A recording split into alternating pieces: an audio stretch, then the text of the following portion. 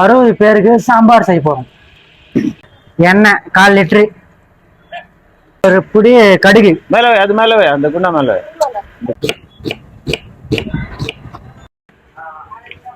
என்னதியா 1/2 kilo வெங்காயம், cut பண்ண வெங்காயம் பொடி பொடியா கட் பண்ணிக்கணும்.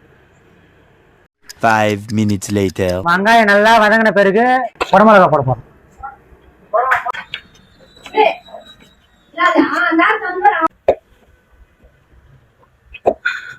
தேவையான கருவேப்பிலை போட்டுக்கணும். அப்படியே ஒரு கலாரிக்கணும்.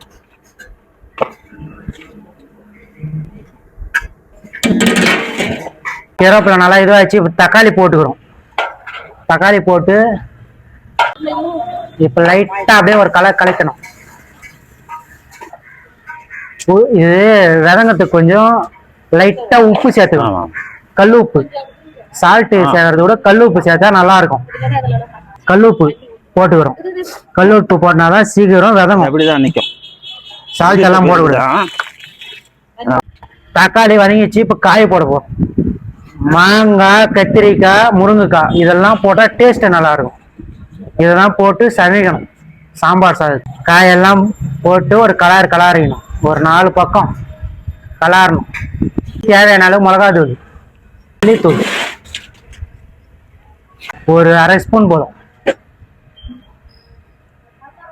இப்போ எல்லாம் போட்டு நல்லா மிக்ஸ் பண்ணிக்கணும். காய் வேகிறதுக்கு தண்ணி ஊற்றிக்கணும். தேவையான அளவு ஊற்றிக்கணும். கம்மியாக ஊற்றினா போதும். 5 minutes later.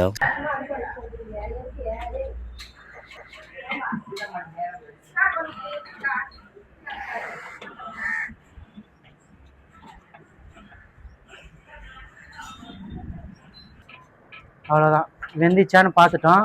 ரெடி ஆயிடுச்சு. இப்போ இதில் கலக்கு போடும்.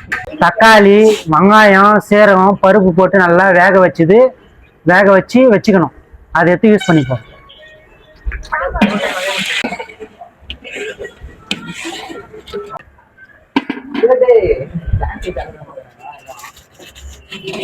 நல்லா மிக்ஸ் பண்ணிக்கணும்.